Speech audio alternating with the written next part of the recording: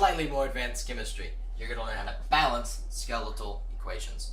As you can see, there are 3 skeletal equations on the board. The first one is from the last video. The last video taught you how to write skeletal equations. If you are confused on how I got these, go watch that video and then watch this video. And if that video doesn't help it, you need to go further back. So, we're going to start with your good old friend. Copper 2 chloride plus sodium nitrate equals copper 2 nitrate plus sodium chloride. Now, basically what balancing chemical equations is making everything that's on this side equal everything that's on this side. As you can see right now, you have 1 copper 2 over here, and you have 1 copper 2 over here. But you have 2 chlorides over here, and only 1 chloride over here. You have 1 sodium over here, and 1 sodium over here. You have 1 nitrite over here, and 2 nitrites over here. So, it doesn't add up. And the main reason why you know it doesn't add up is because the law of conservation of mass means that matter cannot be created or destroyed. That's your ACT prep for the day. Alright, so basically, once you have your skeletal chemical equation, that's it. You cannot add any of these numbers. None of that. That's a no. So you can't add like 2 right here. No, that's not allowed. You can only put big numbers in front. These numbers are called coefficients. That's a math word. Okay, so it's kind of confusing on how to explain things, but I like to use ratios when I'm teaching it. Your ratio of an element on this side has to be the ratio of the element on this side. For example, for every copper you have 2 chlorides, and for every chloride you have 2 sodiums. So that means if you have 2 sodiums, you need 2 chlorides, because it's a 1-to-1 here and a 2 here. So that means this has to line up. So you know you need 2 sodiums. So you might as well put the big fat 2 right there. So that gives you 2 sodiums and 2 nitrates. Guess what? You need 2 nitrates as well. Boom. That's balanced with here. That's balanced. This is not. Because now you have 2 sodiums, but over here you only have 1.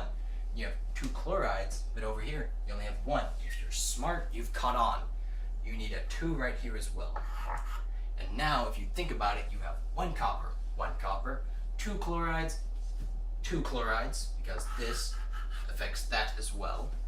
You have 2 sodiums and 2 sodiums. You have 2 nitrates and 2 nitrates, and boom, everything is balanced. Now, to do some more examples, we're going to go through the second one as well. As you can see, this is potassium plus chloride equals potassium chloride. Now, if you're confused about why there's a subscript 2 next to chloride, or chlorine, I guess, it's because chlorine is in the magnificent 7. This is 7 elements that are always bonded to themselves, plus hydrogen, because hydrogen is always the exception. Actually, no, it's included hydrogen. 7 elements, alright? And the elements are, if you're really curious, hydrogen, copper, nitrogen, oxygen, fluorine, chlorine, bromine. That's 1, 2, 3, 4, 5, 6, 7. Yeah, alright, that's 7. If you look at those on your periodic table, everything besides oxygen, hydrogen, because hydrogen's always the exception, these will actually form a 7 on the periodic table if you like trace them. Pretty neat, good way to remember it. However, if you forget where the magnificent 7 starts, remember that it includes the halogens. Halogens is a group in the periodic table. You should know that. If you don't, pay attention in class. Right, moving on. So that's why it has a 2 subscript. Really lengthy explanation. But basically, you know, since you have 2 chlorides here and only 1 chloride here, something doesn't add up. And like I said with ratios before, the ratio on this side is 1 to 1. The ratio over here is 1 to 2, which does not add up. So, you know, this is right, because you know how to write you know how to write formulas now. So you know this is right, because you got the skeletal chemical equation right. So, you know this ratio is 1 to 1. And if you have 2 over here, then it needs to be 2 to 2, because 2 to 2 equals 1 to 1. So you put a big 2 in front of potassium, and then boom, a big 2 in front of potassium chloride. Now, everything's balanced. 2 potassium over here, 2 potassium over here, 2 chlorine over here, 2 chlorine over there. That's a perfectly drawn arrow. Alright,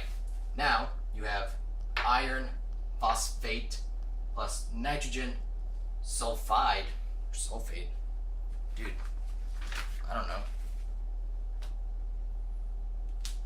sulfate, it's not really important, you're just doing this part right now, equals iron sulfate plus nitrogen phosphate. So, you gotta balance this one now. This one's a little bit trickier, I think. If you're looking over here, because you know you got these right, you see you have 2 irons and 3 sulfates, which means the ratio of iron to sulfate needs to be 2 to 3. I'm making you do a lot of math. Science is a lot of math. Be prepared. Stoichiometry is next. You're gonna hate it. You're gonna hate me.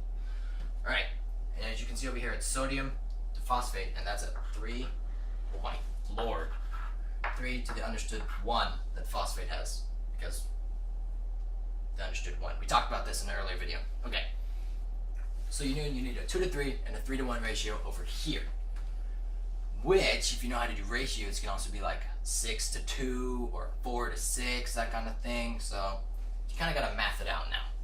But basically over here, the ratio is 2 to 1 and 3 to 3. So 1 to 1. So basically, you've got 1 iron here, 2 iron here. So that means you're going to need 2 iron. And if you've got 2 iron over here and the ratio needs to be 2 to 3, that means you're going to need 3 of these bad boys right here. And so now that you have 3 of these, and the 3 is multiplied to the subscript of any number. Any coefficients multiplied to the subscript. There's no subscript on any of these, so you don't have to worry about it. But sodium has a subscript 2, so 3 times 2 is 6. So that's how many sodium you have over here, which means you need 6 sodium over here, and all you have is 3. What can you do to 3 to get to 6? Multiply it by 2. Boom.